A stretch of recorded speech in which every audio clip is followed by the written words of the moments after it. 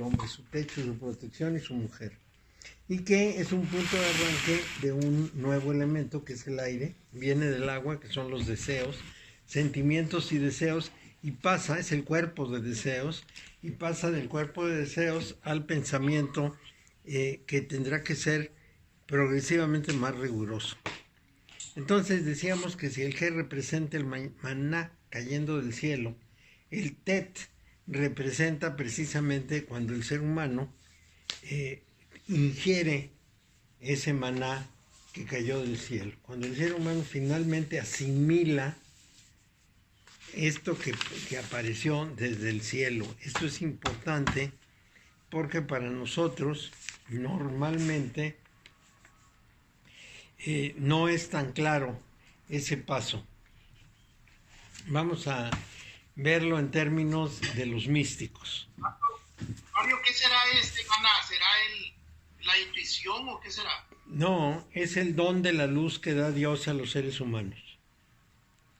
Entonces, Santa Teresa, les voy a mencionar a Santa Teresa, nos dice que Dios siempre está prodigando su luz hacia el ser humano, pero el ser humano en general la ve pasar y a veces obedece ciegamente, pero no es consciente de esa luz divina.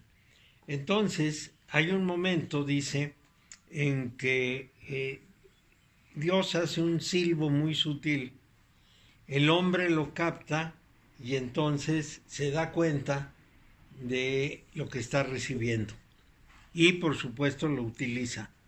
Entonces es la fase en que el maná es ingerido por el hombre, o sea que la ley divina es implantada, pero ya no como una manipulación inconsciente, sino como una conciencia de lo que se recibe y de lo que se tiene que hacer.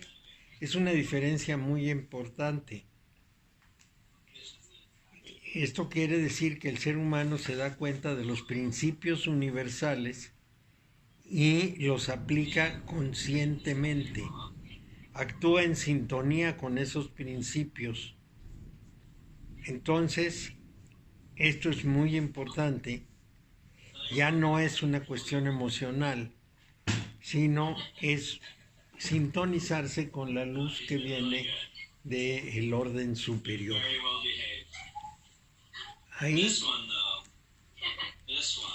Ahí tenemos que considerar algo que es fundamental para este caso.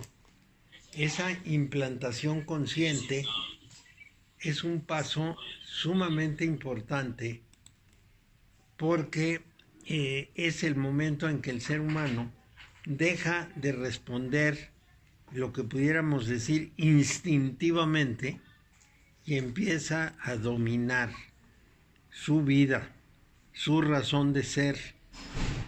Es la diferencia entre tener hijos uno tras otro o planificar la familia, para decirles algo que va con eso.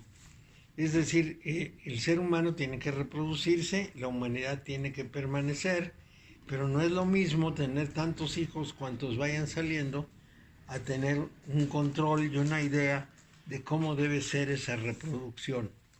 Esto es muy importante en esta etapa del aire porque es el principio del cambio.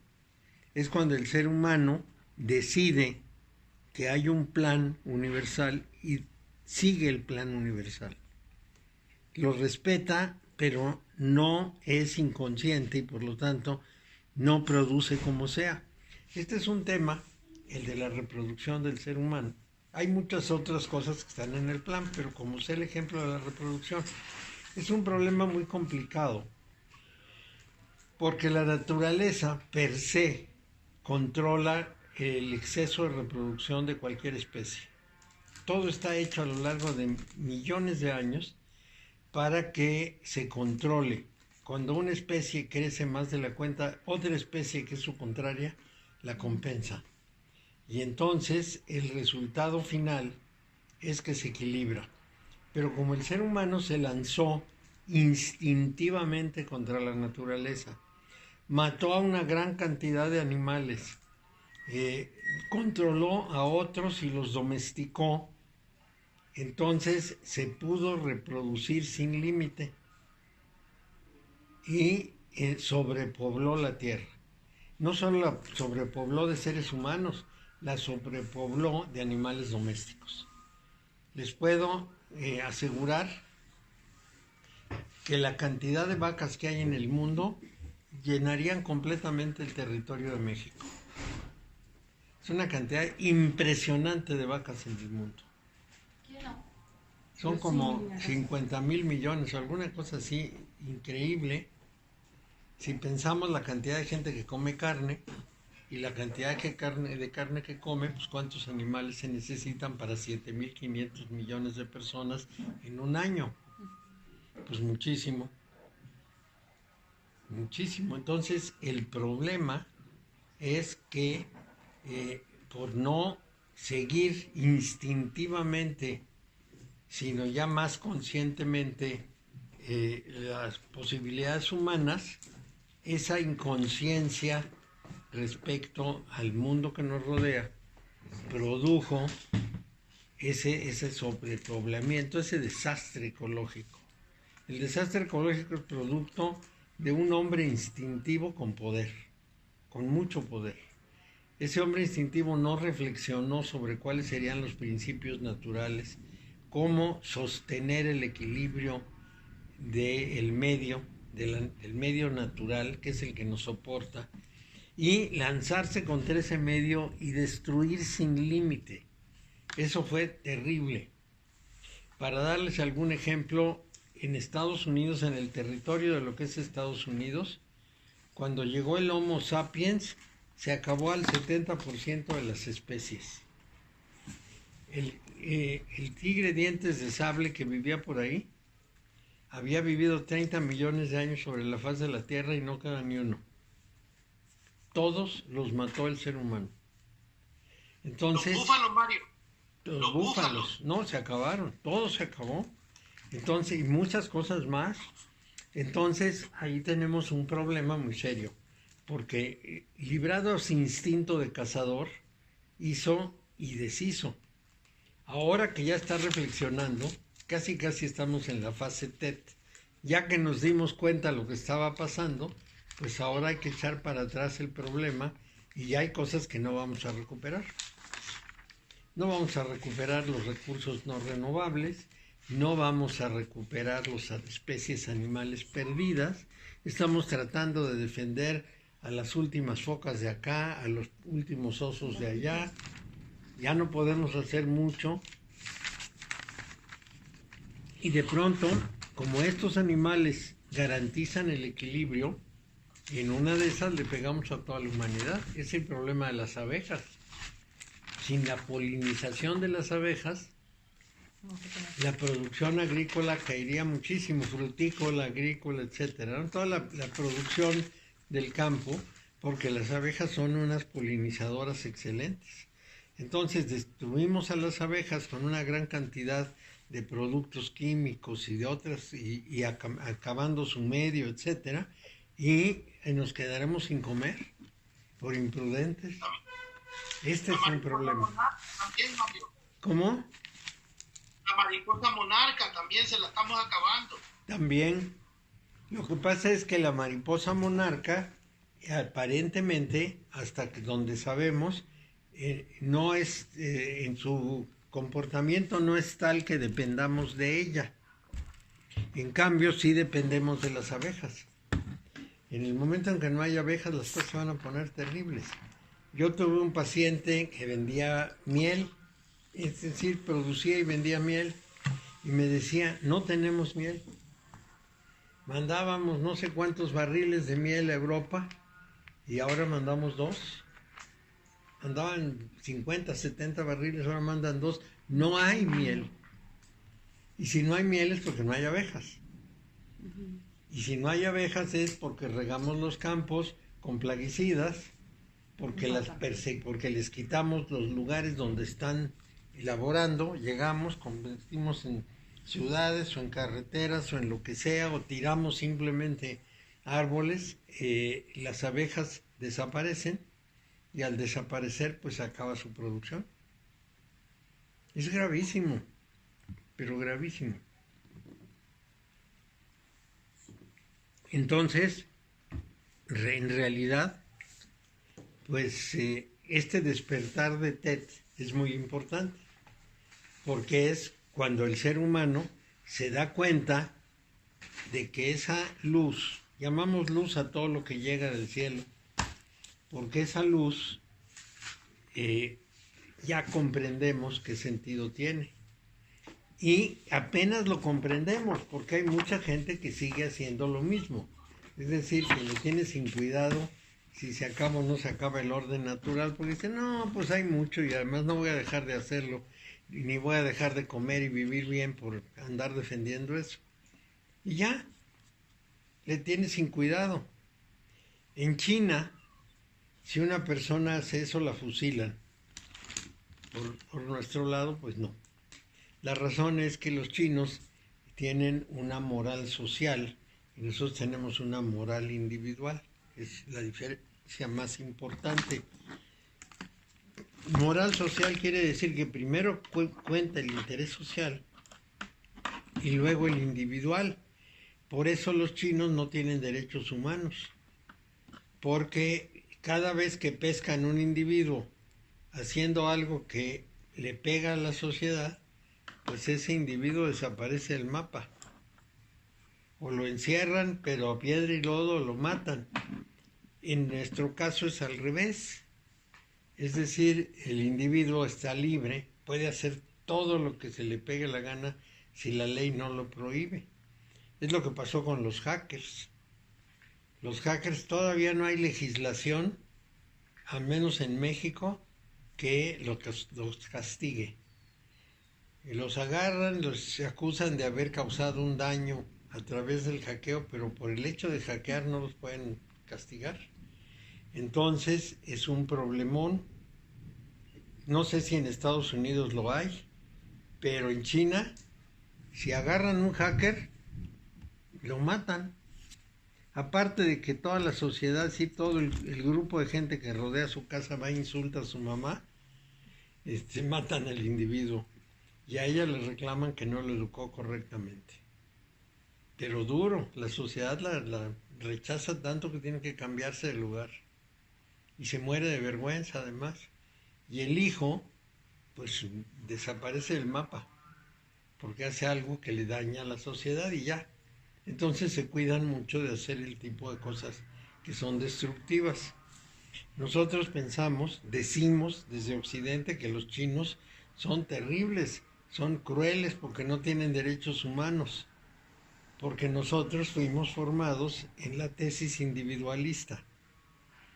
Pero ellos dicen que nosotros somos demasiado permisivos y dejamos que se destruya la sociedad por defender el derecho individual. Entonces, bueno, los dos lados tienen razón.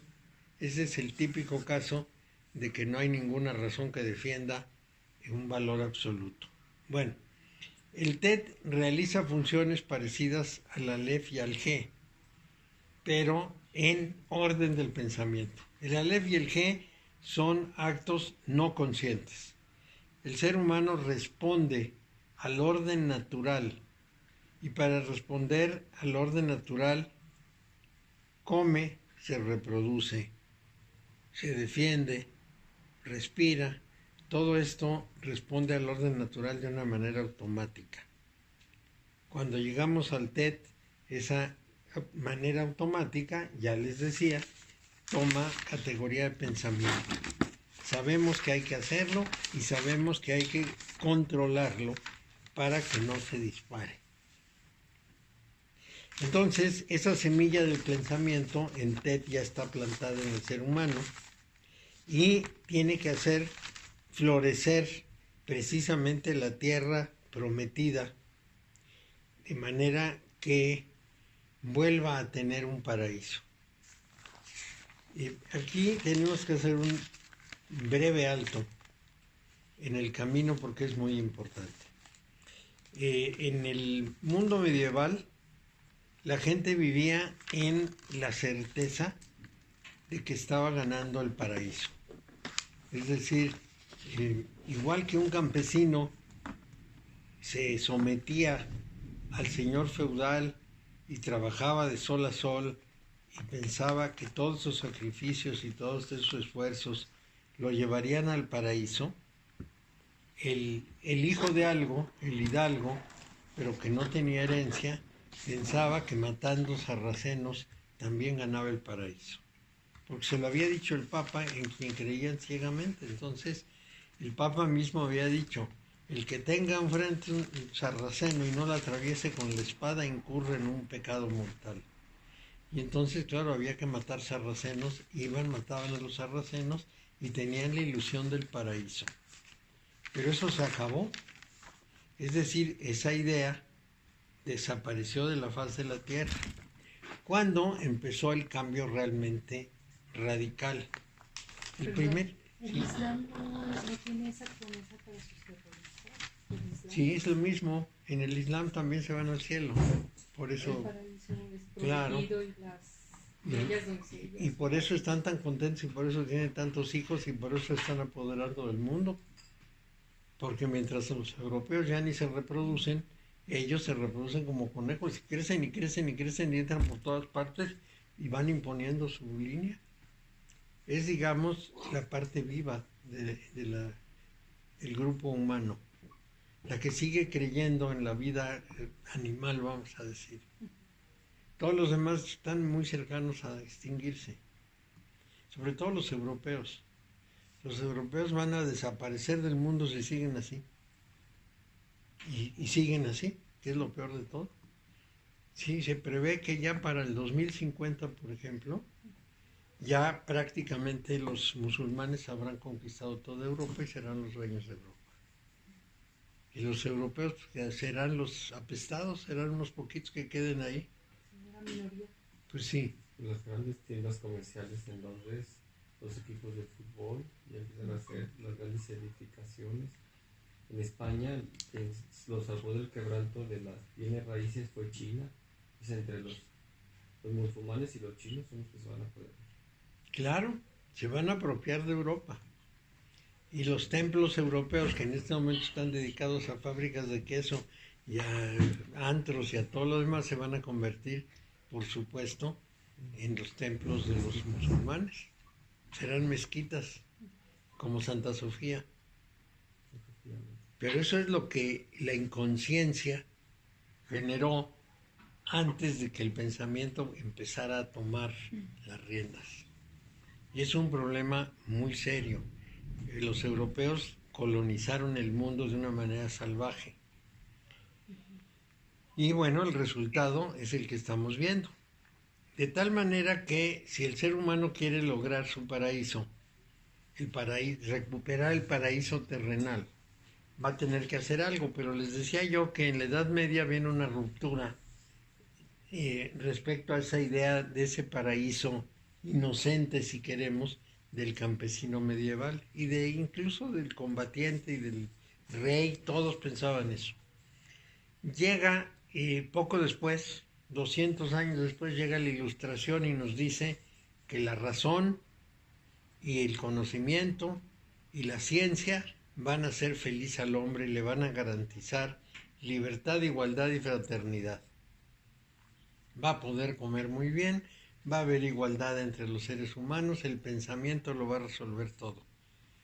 Llega el siglo XXI o fines del XX y nos damos cuenta que no es cierto. Que ese predominio del pensamiento, de la ciencia y de la tecnología, lo único que hizo fue exacerbar la explotación, aumentar la desgracia y el hambre. Y entonces empezamos un viraje en la ecología, por un lado, y en lo que pudiéramos llamar la conciencia de una gran cantidad de gente sobre el problema que estamos viviendo. Un ejemplo de esa toma de conciencia son estos médicos por la verdad y otros en América Latina, que no me acuerdo cómo se llaman, que están diciendo que la epidemia de coronavirus se está manejando muy mal y que no tienen ni idea de lo que están haciendo, etcétera. Es un acto de conciencia. Es un acto de conciencia toda la defensa del medio en que una gran cantidad de jóvenes salen a limpiar las playas o los campos.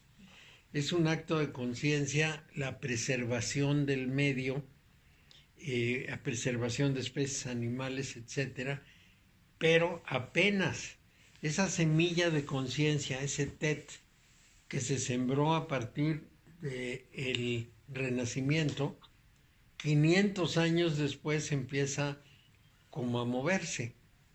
500 años para nosotros son mucho tiempo, pero para la historia de la humanidad y para la historia del universo son un instante.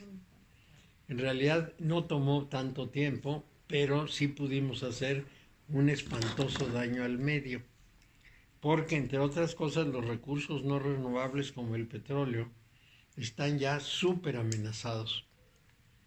En el caso del petróleo se pinta una curva como campana de Gauss, es decir, una curva que sube, llega a un tope y baja.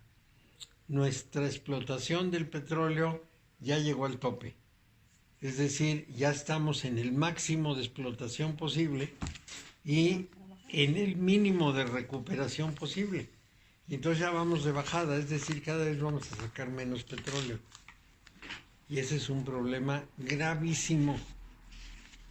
Porque dependemos todavía en un 80% de los recursos petroleros. Así es. Y uno de los puntos más importantes de reflexión es que los países que tienen superreservas están encabezados por Venezuela. El problema de Venezuela no es casual, es que tiene más petróleo que nadie. Entonces, esta es toda la tensión. Por un lado, quieren chuparle todo el petróleo a Venezuela, y por el otro Venezuela protesta y es un jaloneo que terminó en lo que ya sabemos. Maestro, yo tengo una pregunta. Así como, como ahorita mencionó la época del Renacimiento, la Ilustración, ¿nosotros qué época estamos viviendo ahorita? Le llaman modernidad los europeos, pero esa modernidad ya es posmodernidad. Y resulta que estamos en la etapa del mayor escepticismo filosófico de la historia. Es decir, hay dos grupos de filósofos. Los que dicen que todo lo que sea pensamiento tiene que demostrarse indubitablemente, que no quede la menor sombra de duda que es la verdad, cosa imposible, y los otros que dicen que no hay nada que podamos afirmar que sea cierto, que todo es relativo, que pues, igual puede tener razón el otro. Entonces ya no hay ningún valor que consideremos, vamos a decir, necesario, es selectivo. La primera declaración de esto la hizo Jean-Paul Sartre. Dijo, Dios no existe, ya quitamos a Dios de en medio, ahora hay que quitar sus consecuencias. Y una parte importante de las consecuencias de Dios es la moral. Entonces redefinamos la moral. Moral es la congruencia entre lo que yo digo y lo que hago. Si soy congruente, haga lo que haga, yo tengo una moral, claro. Si yo quiero matar a 60 personas y las mato y estoy como satisfecho de matarlas, seguí mi moral, adelante, no hay problema. Bueno, pues esto es lo que se ha implantado en el mundo. Tenemos esas dos corrientes filosóficas y no me pregunten a dónde vamos a parar porque el infierno está muy cerca. Pero es terrible. El ser humano perdió la noción de que hubiera cosas trascendentes y permanentes. Y quienes todavía pensamos que hay cosas permanentes y trascendentes, pues somos muy pocos y en realidad no tenemos la fuerza de imponernos a los otros. Porque ese tipo de visión no mueve la parte animal. La parte animal se mueve con el poder, con el dinero, con las satisfacciones primarias. Y entonces la mayor parte de la humanidad fue a propósito mantenida en la ignorancia. Y al mantenerla en ignorancia, lo que sigue es la base instintiva precisamente del G.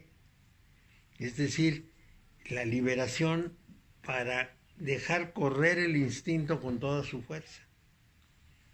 Entonces, resulta que vivimos en un mundo muy instintivo. Por más que vayan a Harvard, regresan queriendo tener poder y dinero. ¿Queremos un ejemplo? Lozoya. Más poder y más dinero. Claro, y queremos más ejemplos, Videgaray, y síganle. Sí, Videgaray en el Massachusetts, Instituto de Salinas, Massachusetts. pues Videgaray, Salinas, Pedro Aspe, etcétera, ¿no? Jaime Serra, los tecnócratas, muy educados, muy educados, muy educados y muy rateros. Entonces, ¿qué problema, no?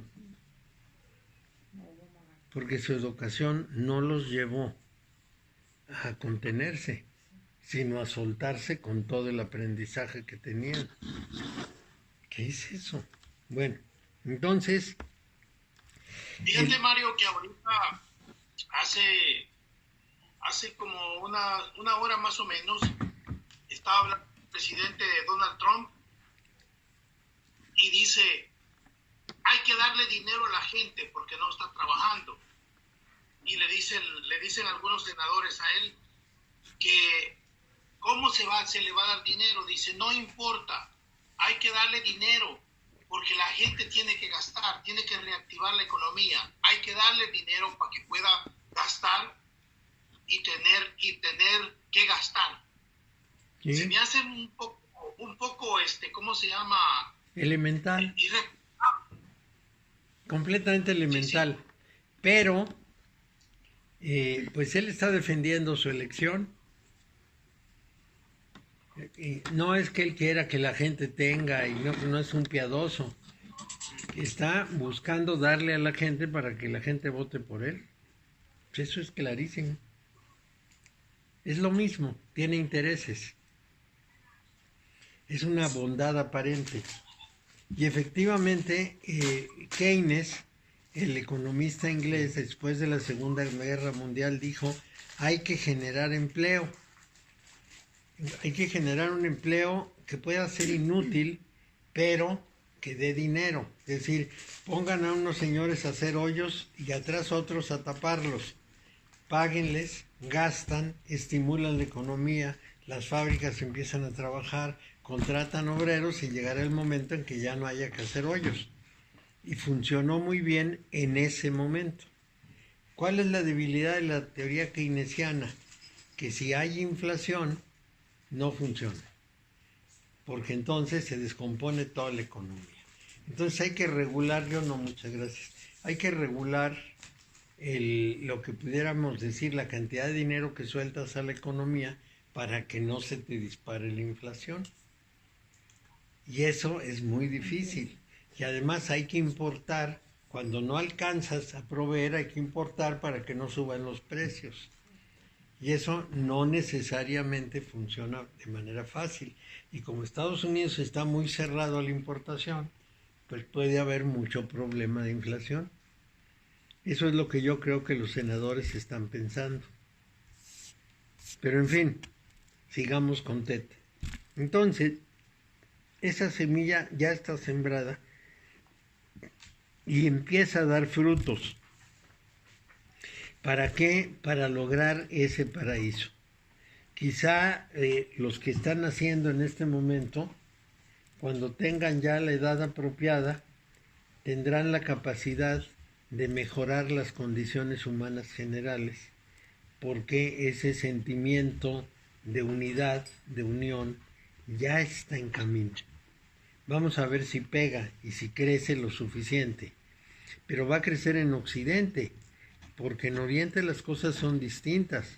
China todavía está tratando de ser el poder más grande de la Tierra, de tal manera que en cualquier momento, pues China va a actuar en ese sentido y se va a portar difícil.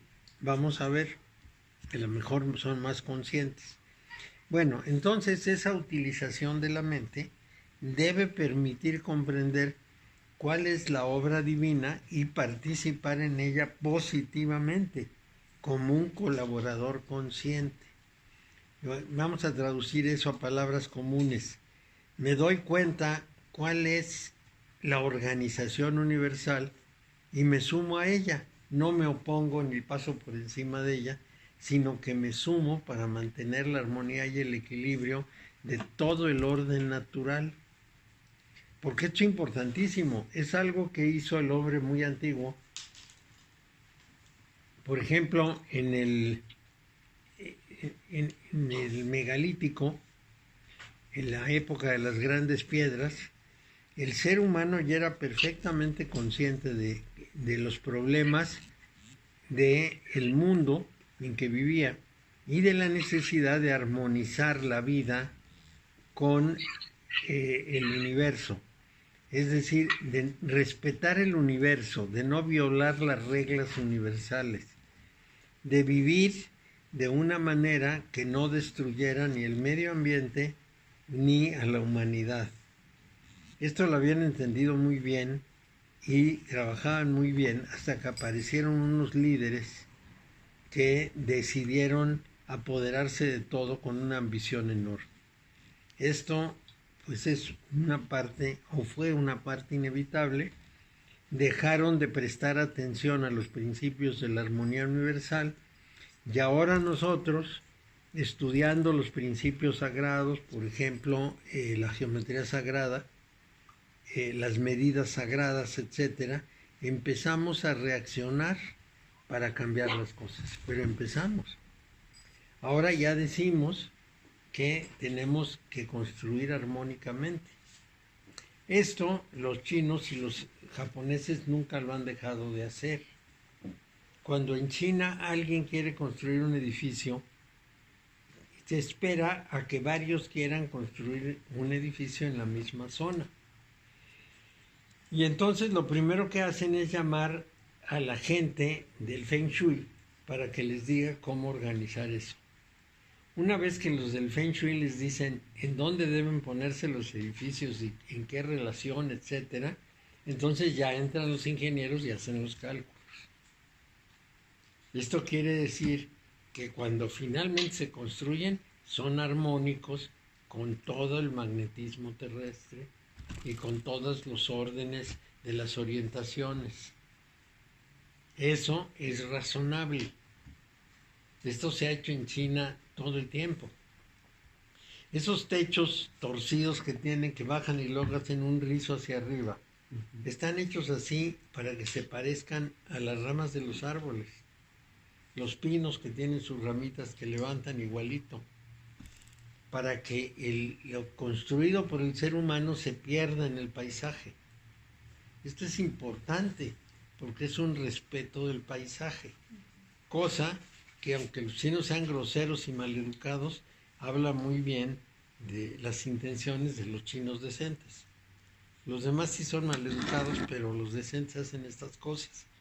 Bueno, pues eso es muy importante. Entonces, tenemos que aplicar los principios universales con toda conciencia.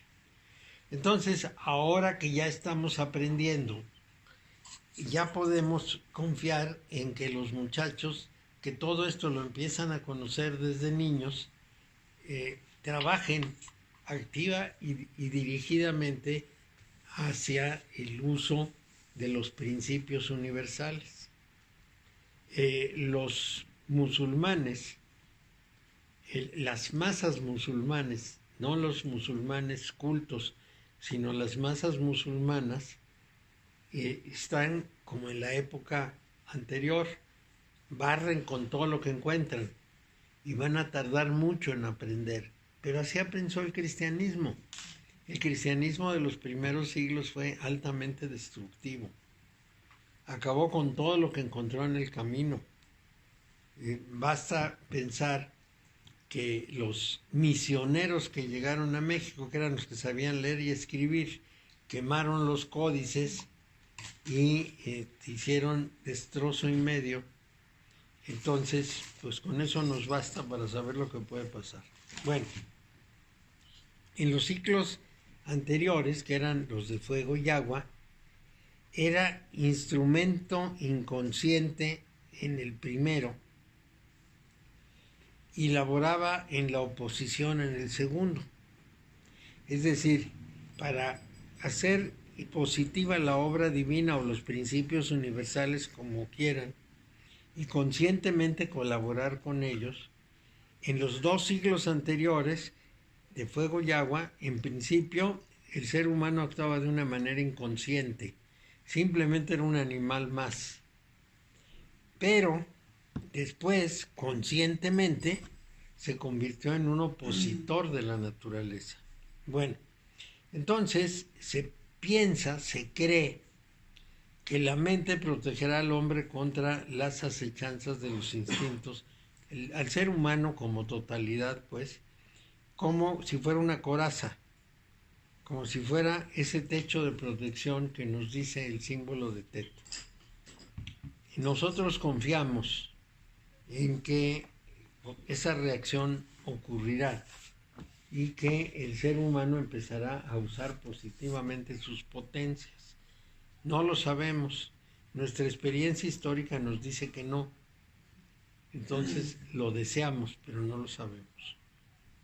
Si nos ponemos en el orden de los elementos, es el aire, Tet es el aire como una fuerza primaria.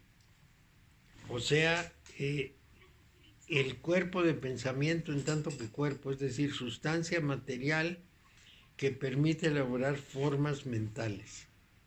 Del mismo modo que la materia nos permite elaborar formas físicas y materiales. Y eso es lo que hemos estado haciendo en los últimos 150 años, creando formas mentales, o sea, teorías, maneras de ver el mundo, profesiones, ciencia. Todas estas formas mentales del siglo XX que crecieron muchísimo, incluidas las tecnológicas, son parte de ese primer uso primario del pensamiento. El pensamiento nos va llevando. En algunos casos, un ser humano se propasa, no mide. Como no tiene cultura suficiente, no entiende. Pero les voy a dar un ejemplo que a mí me parece muy importante.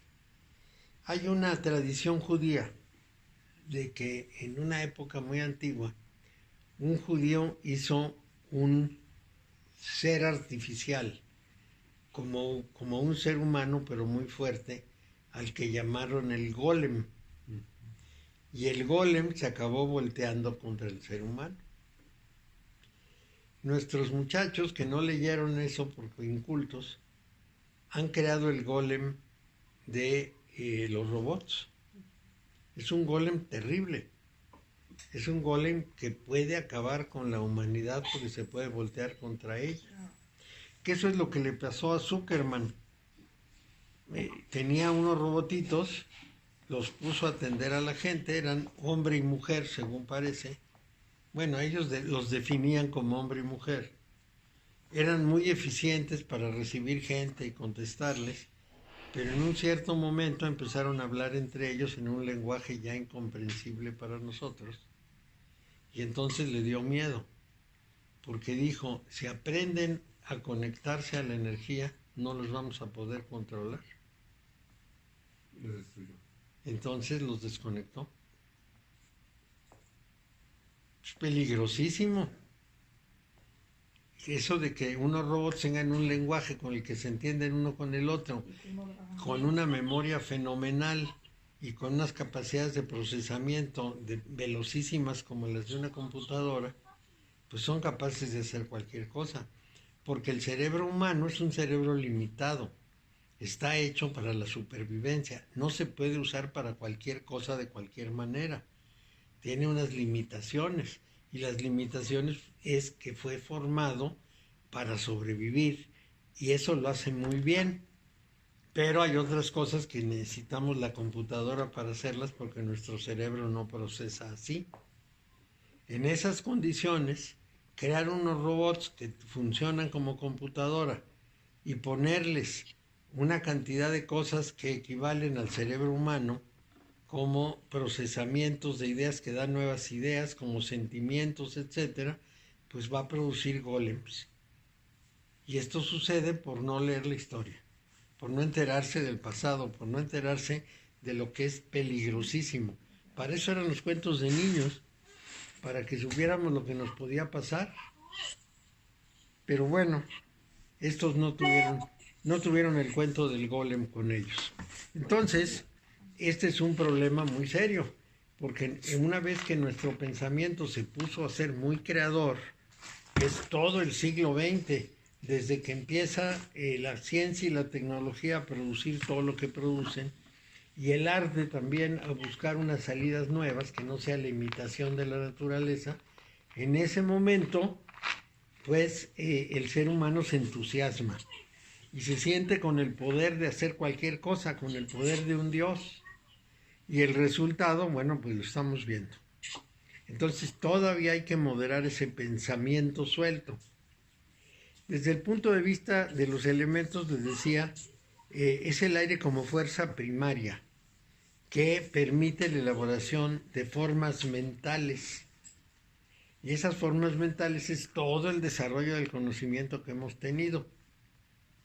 En el orden de los fenómenos naturales, el Todd Tate representa el viento que transforma esas ideas, esos gérmenes del pensamiento y los manda por la tierra, el sistema de comunicación.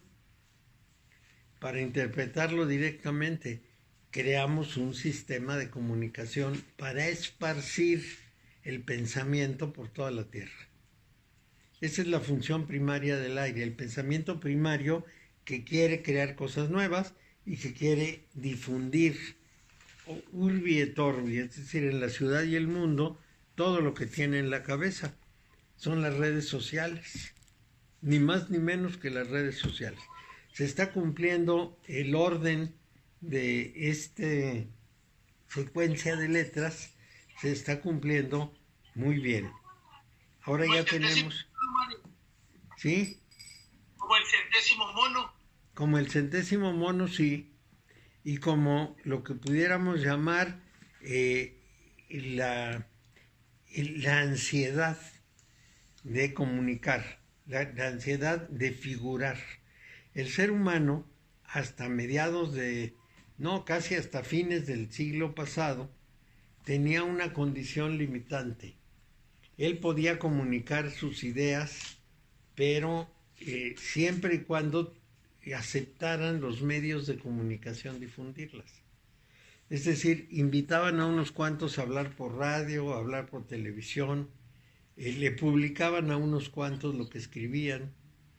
Digamos que el alcance de la comunicación de un ser humano dependía mucho de que aceptaran lo que pensaba los medios de comunicación.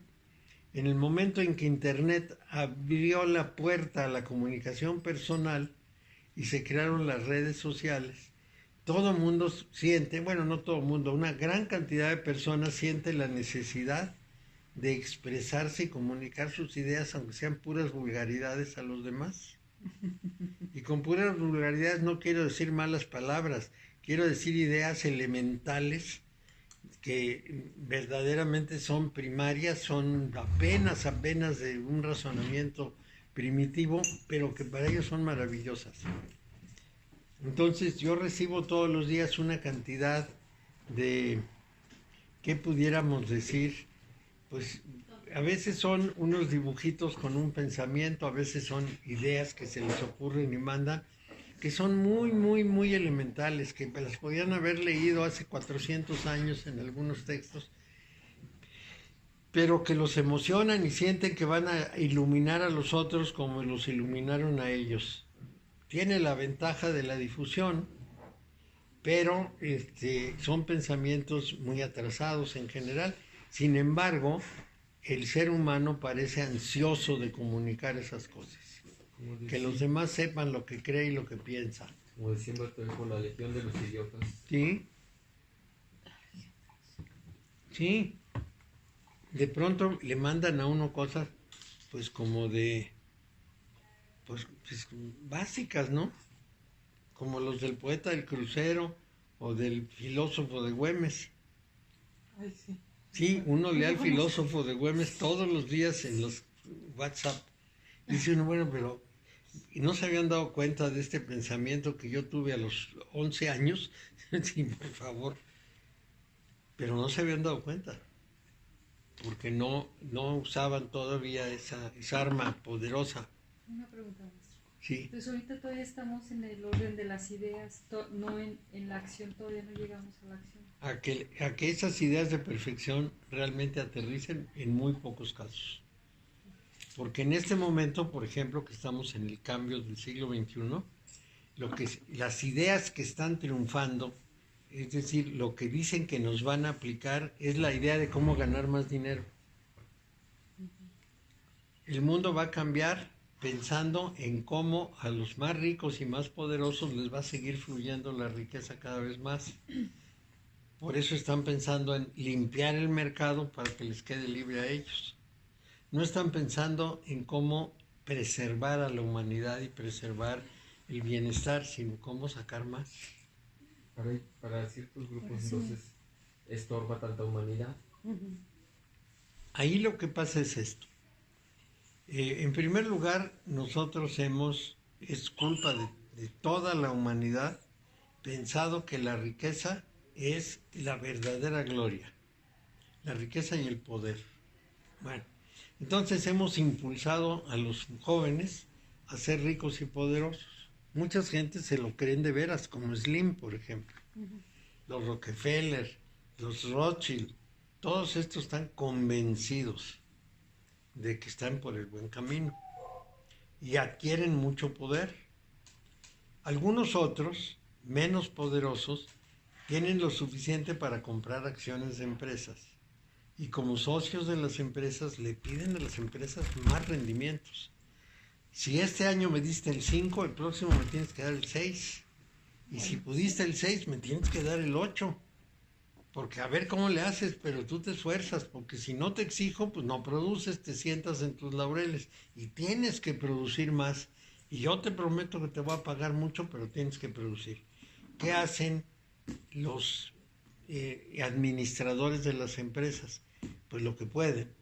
Bajan la calidad del producto, o le suben el precio, o compiten mejor porque inventan cosas nuevas, o le hacen perradas a la competencia para que desaparezca.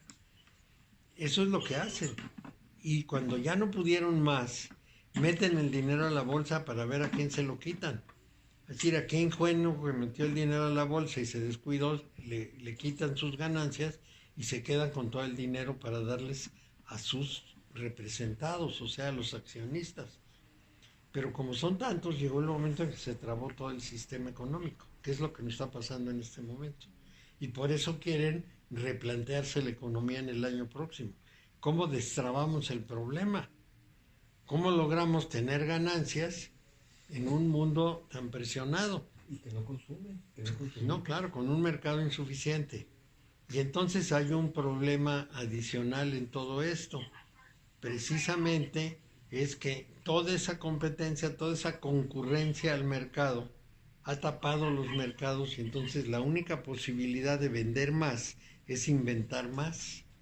Tienen que tener nuevas nanotecnologías, por ejemplo, las tecnologías de lo muy pequeñito, o algunas cosas biológicas, que también es muy importante la biotecnología, que hagan que la vida se prolongue, que las enfermedades se resuelvan, algo que puedan vender y que esa venta pues les dé las ganancias que estaban esperando.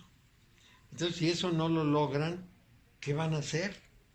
Y por lo mismo, como por mucho que presionen la investigación, no necesariamente la tienen de inmediato, entonces están buscando limpiar el mercado para tener un margen con el cual puedan seguir ganando mucho, eliminando a todos los secundarios. Este es el objetivo. Entonces estamos todavía en la lucha por el dinero y el poder, de una manera terrible. Los globalizadores quieren un poder mundial. Es una idea de David Rockefeller, que expresó hace mucho tiempo. David Rockefeller dijo, debe haber un solo gobierno mundial y los que van a dirigir eso somos nosotros los muy ricos, porque nosotros sí sabemos qué queremos y a dónde vamos. Esa es una cara de la cuestión. Los no globalizadores quieren mantener sus países separados de esto, es decir, mantener las naciones, no hacer una nación universal. Pero hay otros más, como Fauci y Gates, que dicen lo que tenemos que hacer es controlar a las personas. Si realmente queremos que tengamos toda la riqueza, lo que tenemos que hacer es impedir que la gente actúe a su capricho. Tenemos que dirigirles la mente, que esa es la idea de sembrar los nanocomponentes en el ser humano, para que con esos nanocomponentes se definan dos cosas: sus preferencias y su momento de muerte. Entonces, ¿a qué edad debo matar a la gente para que no estorbe? ¿Y qué les debo meter a través de ese bichejo que traen adentro para que compren, hagan, se comporten, etcétera? ¿Cómo los automatizo? De tal manera que yo los pueda hacer comprar lo que quiero, que les guste. Bueno, pues esa es otra iniciativa. Esa es la iniciativa del control de la gente. La otra es la iniciativa del control del mercado. Mario, ¿qué no lo han hecho ya? Sí, claro que ya lo han hecho. ¿Qué lo están haciendo? No, o sea, sin bicho. Sin bicho, nos inducen a través de la propaganda y de muchas otras cosas que saben que cuentan, y de los mensajes subliminales y del control de nuestras preferencias. La semana pasada estaba entrevistando a un hombre que maneja mucho lo que es tecnología. Se decía que TikTok, que es una aplicación china, y la aplicación china lo que hace, que yo no la conozco, pero que la gente en la misma aplicación puede ir a restaurantes y conoce las preferencias por todo lo que publica y lo que recibe, de tal manera que cuando llega a un restaurante, él le va a dar las sugerencias que a él le va a gustar con precios y platillos. Que ya no hay necesidad de que él lea la carta, porque ya sabe exactamente cuáles son las preferencias. Es más, ya te llevan tu plato que te gusta. Que tienen los algoritmos ya desarrollados. Claro, y son muy listos. Y por ejemplo, a mí me ponen en la computadora anuncios, tomo cualquier cosa. Vamos a suponer que pongo en la computadora cálculo infinitesimal. Entonces primero sale el título, luego los anuncios. Ya no entra directo el texto, para que yo a fuerza vea los anuncios. Entonces yo tacho el anuncio y me dice, ¿por qué quiere quitar ese anuncio? Y pongo porque no me interesa. Y me dice, procuraremos no ponerle estos anuncios y ponerle lo que le interesa. Y ya ponen otros. Claro, conforme yo voy quitando, Llegan otros. saben si llegan otros, hasta que saben que sí acepto. Y cuando saben lo que acepto, ya me pueden mandar eso. Son muy listos. Todo lo de la moda, todo lo que es nuevo, todo lo que es el consumo. Pero no importa. Por ejemplo, yo quité viajes y otras cosas así, y entonces me mandaron Biblia, porque saben que consulto cosas de la Biblia. Entonces, que si quiero meterme a un grupo de Biblia. Claro. Mario, Sí.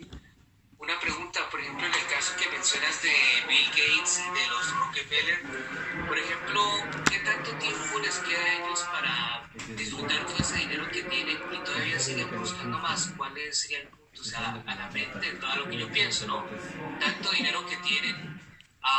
Y pues yo digo que Bill Gates o, digamos, de parte de los Rockefeller, pues no son personas, digamos, adolescentes, como para que digan, no, tengo 50, 60 años para disfrutar todo el dinero, sino, para mi punto de vista, lo veo que, pues, no sé, no tiene sentido. No tiene sentido, pero es que eso es una educación, es una formación compulsiva. Mira, vamos a pensar en Carlos Slim. Carlos Slim procede de un mundo, los libaneses, que son comerciantes básicamente, que viven de comprar y vender y que son insaciables en el camino de comprar y vender. Es uno de los 3 hombres más ricos del mundo, o cuando menos lo fue.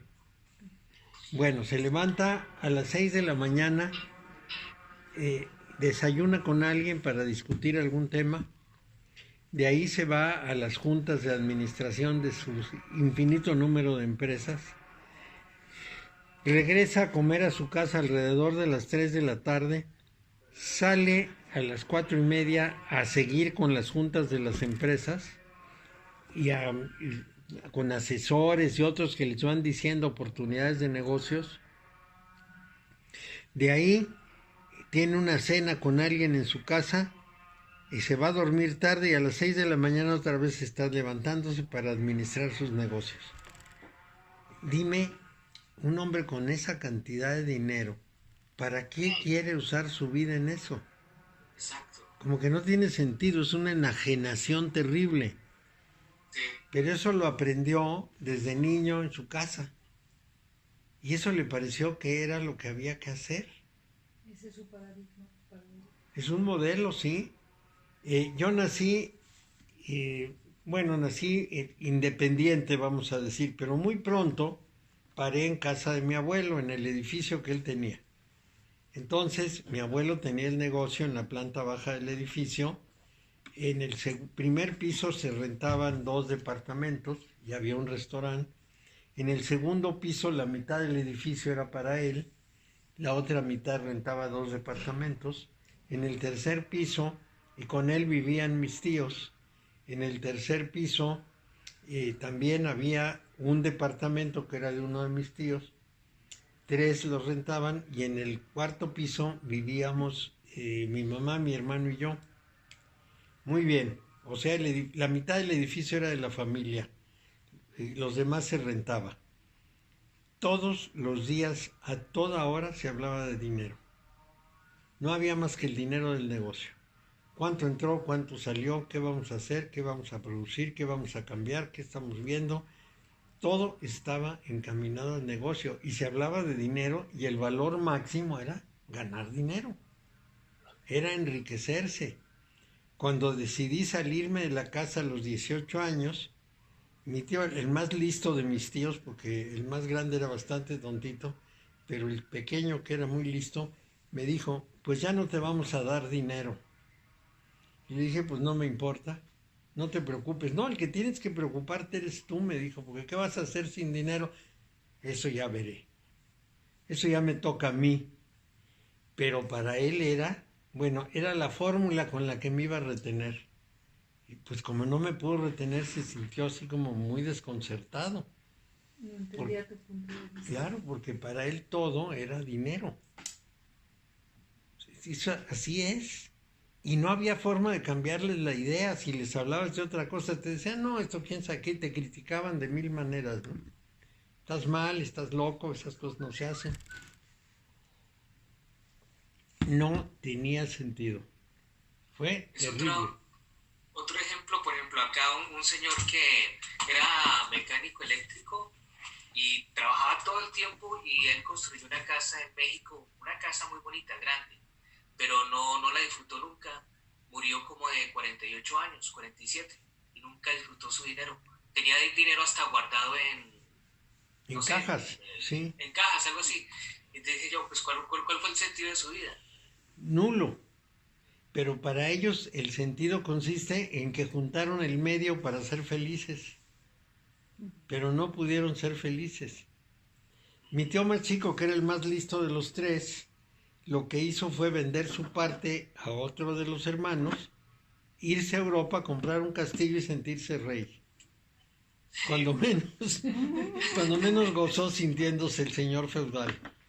Pero verdaderamente es un absurdo, porque no hizo nada más que ir viviendo, ir dejando correr la vida. No profundizó en nada, no estudió una mayor cosa, nada. Se paseó por Europa y ya. Y compró su castillo. Y cuando murió, no muy viejo, murió de 60 y algo, 62, 63 años, pues sus hijos se quedaron con eso y se quedaron en Europa porque pues ya eran más franceses que mexicanos. Y ahí quedó. O sea, los hijos lo tienen. Lo tienen, sí, todavía, pero claro, tenían que dividírselo. Que ese es el problema del feudalismo.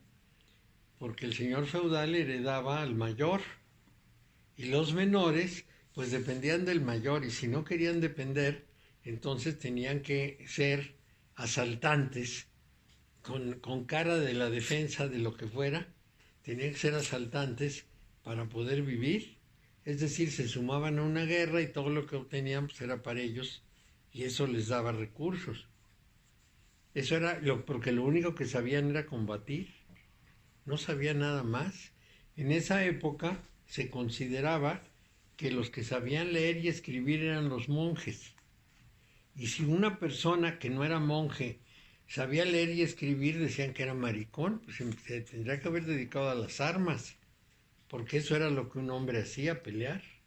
Lo que le pasó a San Francisco de Asís, ¿no? Claro. Y los demás eran campesinos. O sea, los campesinos labraban la tierra, esos eran los seres inferiores. Pero los hidalgos, pues combatían, porque esa era su función. San Francisco era soldado. De pronto se arrepiente, se dedica a monje y lo ven con mucho desprecio. Con mucho desprecio.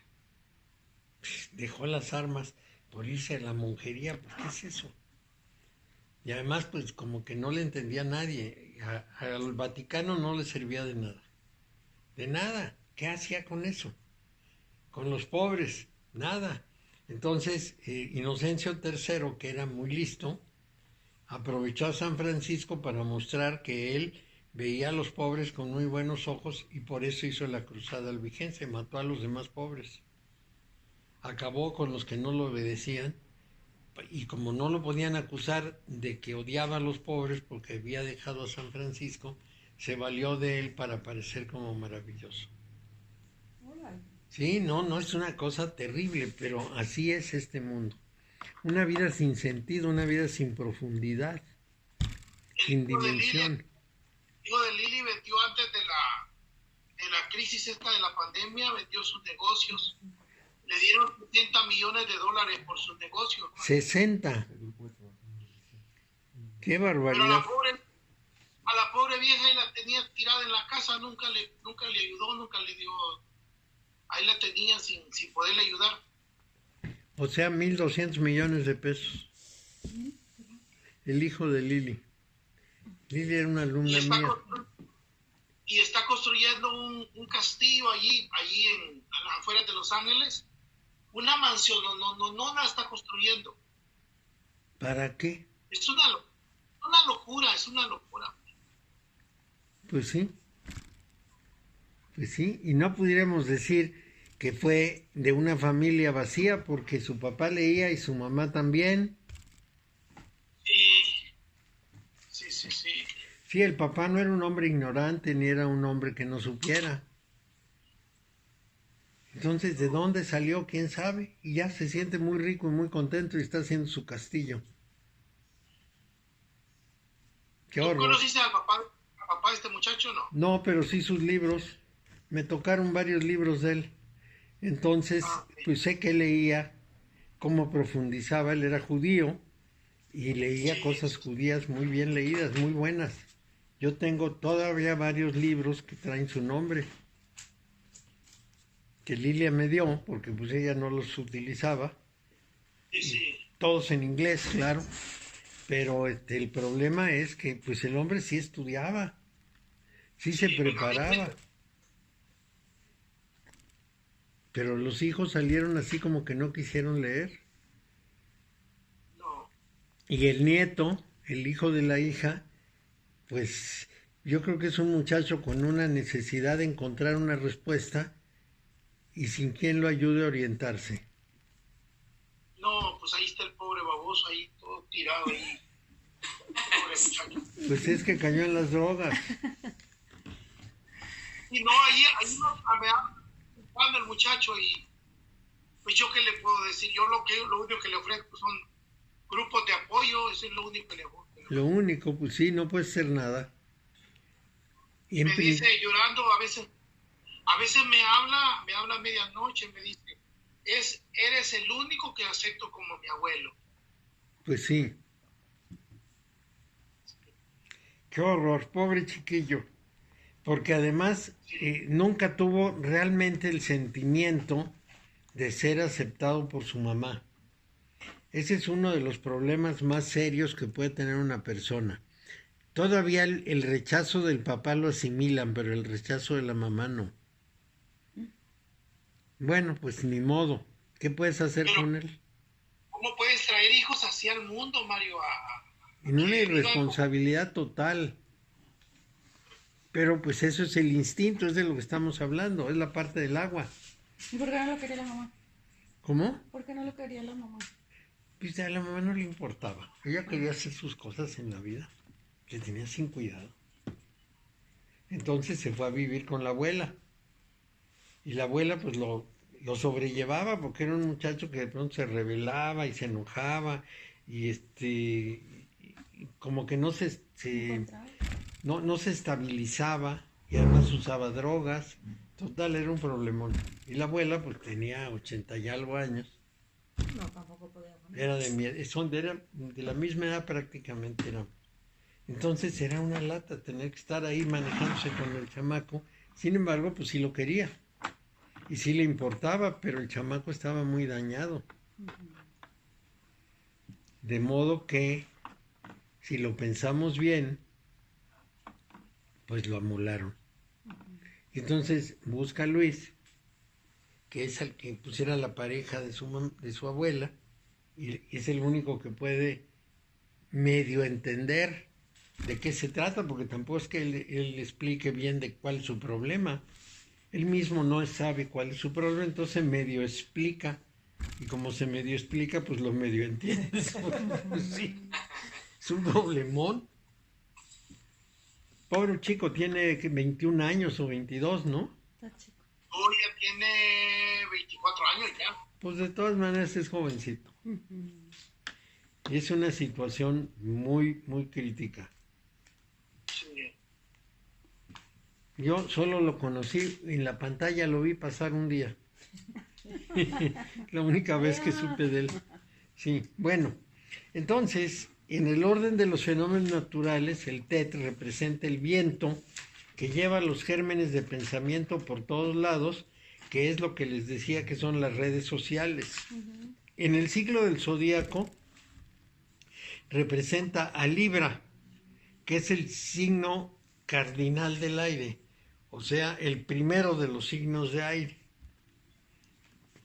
Entonces, está en oposición, ¿cómo? Es nuestro símbolo, Sí. el tuyo y el mío. Sí, está en oposición con Aries. Es un símbolo representado por una mujer en oposición con Aries, que es el signo del hombre. Bueno, entonces, en el orden de los sefirots, el Tet corresponde a Yeset Luna. Y es muy importante porque es la base de los conceptos. Yesed o Yesod representa, está representado por la luna y representa precisamente esa condición del cerebro de crear objetos, de crear la realidad, de fabricar la realidad. Y esto es muy importante de resaltar porque es ese mundo que los seres humanos creamos para vivir en él. Por eso los físicos dicen que el universo nació cuando el ser humano lo observó y se dio cuenta de él, que mientras tanto el universo permanecía en un estado de vida-muerte o de vida-no vida, entre que era y no era. Hasta que el ser humano lo vio, el universo adquirió sentido. Esto no quiere decir que no sea un objeto independiente, quiere decir que en cuanto se comprendió como universo, se le dio un nombre, se analizó su organización, se le caracterizó. Antes de eso simplemente era un montón de materia dando vueltas, sin ninguna concepción relacionada con él. Digamos, era una materia loca girando por el mundo. Y esto es una diferencia muy grande, porque en el momento en que el hombre lo contempla, le da categoría de realidad. Hay alguien que lo ve.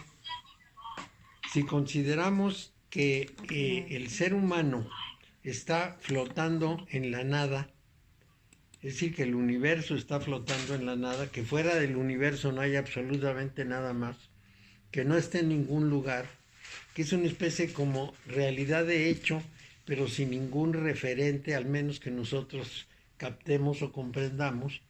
Entonces nos damos cuenta que solo adquiere sentido cuando alguien lo observa, sea desde afuera o desde dentro. Desde afuera no se puede porque no hay otra cosa. Alguien lo observa desde dentro, se da cuenta que está ahí, lo nombra, lo señala, pone sus límites, lo reflexiona, lo investiga, se da cuenta de cómo funciona y en ese momento le provee de una realidad que no tenía antes. Un poquito colateral con lo de la física cuántica. Sí, es eso. Es lo que dice la física cuántica. Es ese. Yesod. Entonces lo que nos está diciendo en realidad es creamos el universo. Lo creamos como universo. No creamos la materia del universo, sino creamos la organización, el sentido, ¿sí?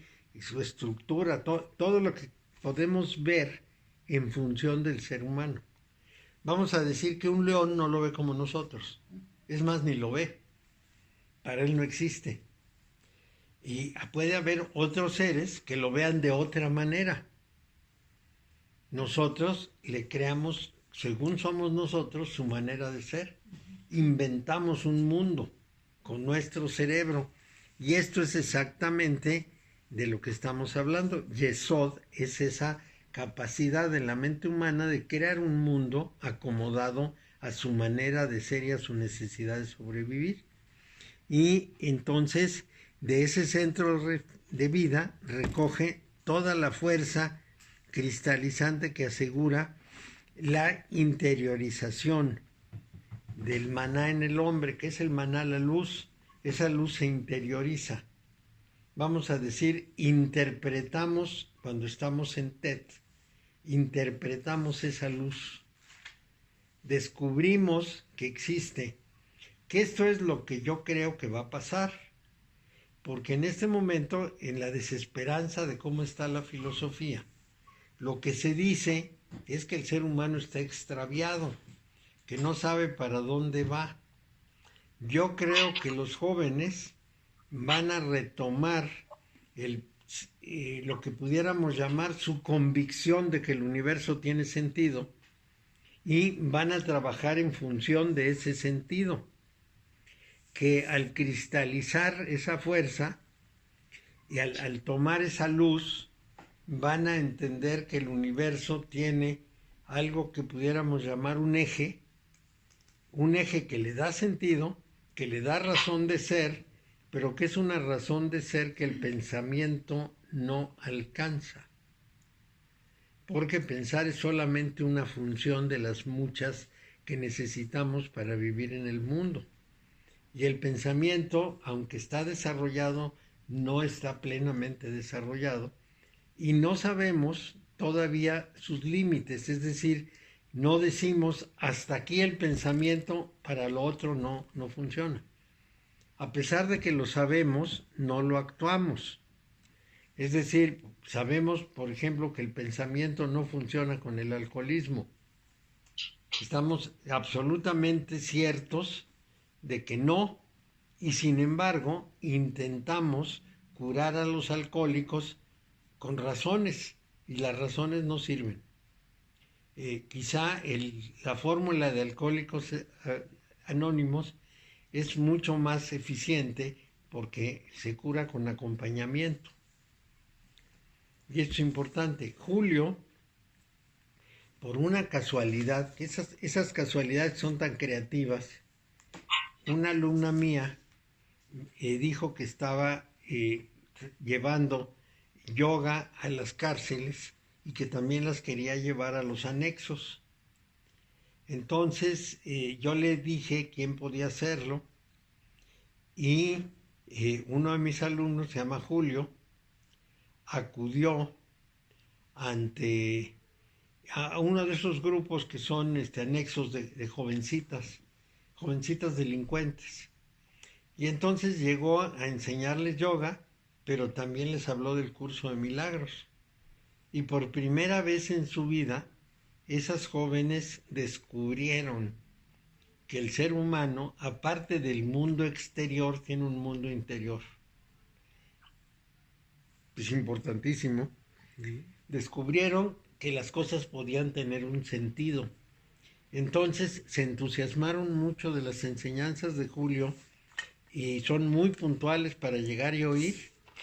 En el anexo están, creo que 4 meses, entonces durante 4 meses, una vez a la semana va y les da una lección, son 16 lecciones en total, y con esas lecciones se van cambiadas. Bueno, pues es algo que no se le ocurre a la humanidad, se le ocurre mandarlas a la primaria y a la secundaria, no se les ocurre abrirles la perspectiva del mundo interior. Impresionante. ¿Sí?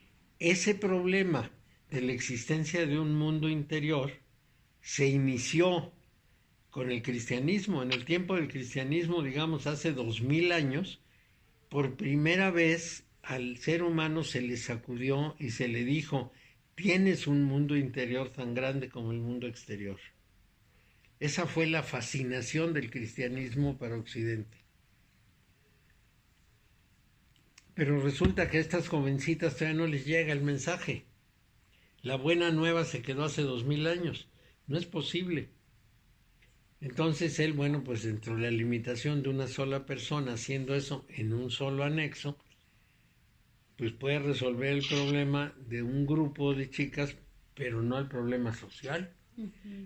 Tendría que haber un grupo de gente haciendo esa misma labor, no necesariamente con el curso de milagros, sino con cualquier cosa que les despertara su mundo interior. Pero ahí vemos más o menos el efecto de la luz y el efecto del pensamiento. El pensamiento utilizado adecuadamente debe conducir a esa condición, a ese cambio, pero normalmente no se hace. Se usa para fines prácticos. Seguimos con el animal que anda buscando cómo aplico el pensamiento para sacar ventaja, no cómo aplico el pensamiento para elevar a la humanidad. Claro que siempre ha habido gente que lo ha hecho, pero pues como pasa con Julio, tiene un alcance relativamente corto. Incluso hay personas que han publicado lo que piensan y que se ha difundido, pero lo que no hay es suficientes lectores, porque tampoco hemos enseñado a la gente a buscar esas verdades y a tratar de avanzar con ellas, convertirlas en realidad, convertirlas en hechos. De tal manera que la deficiencia es en nosotros. Yo expreso la confianza de que estos jóvenes que ahora viven en las redes sociales y no tienen más perspectiva que estarse comunicando unos con otros, habrá unos más conscientes que empiecen a transmitir mejores mensajes y las cosas avancen más. Bueno, entonces, en Libra tiene lugar la unión de los contrarios, de lo masculino y de lo femenino. Es finalmente el lugar del zodíaco que está en el otro extremo, punto en que la luz del este llega a coagularse en objetos concretos. De manera que el TET incorpora este aspecto de Libra y Yesod que potencia la imagen interior de la unión de los opuestos. Entonces es el logro del equilibrio. Los opuestos se juntan y se hacen productivos. En el tarot está representado por la lámina 9, que es la del ermitaño. Es la de ese hombre de sabio que en su lámpara tiene luz física, astral y mental, de manera que la maneja muy bien. Y tiene esa vara que es una serpiente que asciende, que es una corriente que asciende, es una fuerza que se desplaza, pero hacia lo superior. Es esa capacidad de comprensión de las fuerzas magnéticas que finalmente va a, antes decían mesmerizar, es decir, a sembrar una energía muy fuerte en las personas. Esa energía muy fuerte tiene que ser una energía creativa. Entonces, vemos al ermitaño con su farolillo que alumbra el camino. Esa es la luz de la razón, pero aplicada en los tres terrenos: físico, astral y mental. Entonces, al final del ciclo de esas experiencias, ya esa luz ya funciona. Ya que en el ciclo de 10 elementos que empiezan en el 0, el 9 es el más viejo. Y tras él se regresa a la unidad. 1 más 0 es igual a 1. Entonces el 10 ya es un 1 nuevo. Es el remate del primer ciclo de 9 letras.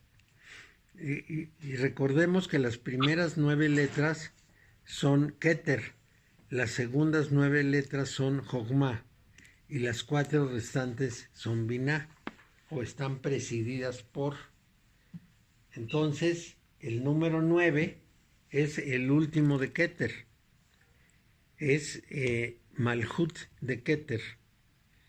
¿Qué quiere decir Malhut de Keter? Keter es el orden superior, es lo que se va a aterrizar, lo que se va a hacer real y aterrizado y mundano del principio superior. Jogma de Keter es la capacidad creativa, Binah de Keter es la capacidad formativa, Gesed de Keter es el amor de Keter, Geburah de Keter es el sacrificio y el esfuerzo, etc., ¿no? Y Malhut de Keter es el aterrizaje del orden superior. Y eso es lo que va a representar esta letra, el aterrizaje del orden superior. Bien. El aterrizaje del orden superior. Sí, el orden superior aterriza, llega al mundo. Y llega al mundo equilibrando los contrarios. Entonces, es el último del ciclo de 10, que empieza en el 0. O del ciclo de 9, que empieza en el 1, como prefieran. Bueno, pues aquí terminamos la sesión de hoy. Bueno, Mario, muchas gracias. Que les vaya muy bien. Bueno, Nos vemos en la próxima. Ahorita mucho la letra TET, Mario. Sí, me dediqué a ella toda la sesión, que es muy importante, es el inicio del proceso de humanización. Esa es su importancia. Muy bien. Vamos a ver cómo se arma la clase de hoy.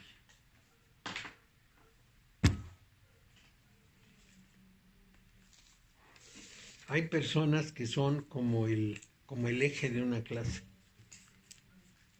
Y Alfonso era el eje de la clase del jueves.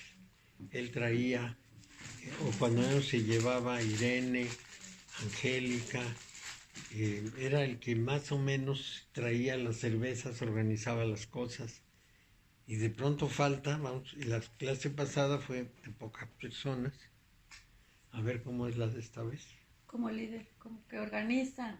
Era como cuya presencia era necesaria para que hubiera clase. En Monterrey decimos que llegaba a partir del queso. ¿El que qué? El que parte el queso. Aparte del queso. Sí, porque el día cuando se enfermó de COVID, faltó 3 semanas y sí vinieron 1 o 2. Sí, la clase como se desarma porque es la persona que hace el juego, pues. ¿Y cuántas gentes vienen? Normalmente, déjame ver, era él,